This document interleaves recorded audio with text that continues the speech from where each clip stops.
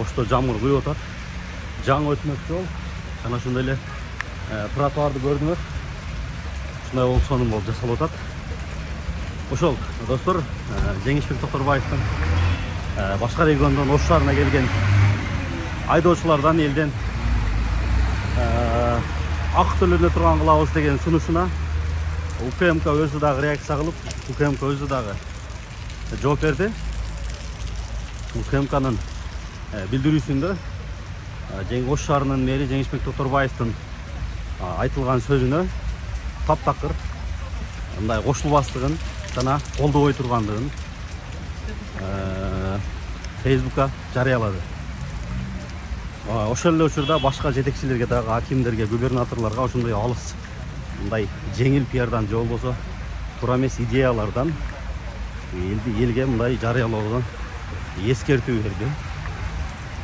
Тыюу салды десек болот. Мындай элди кыйнаган, элге түйүшүк жараткан, элге кымбат боло турган нерселерди, мындай мыйзамдарды мындай популисттик кылып чыгарбагыла дегендей кылып эскертүү кылды. Ошол достор жамгыр катуулап келди, ошко тынчбагыла. Дагы да болсо жаңылыктардан бөлүшүп турабыз. Каналга катталып, лайктан басып колдоп кетиңиздер. Аман болуңуздар.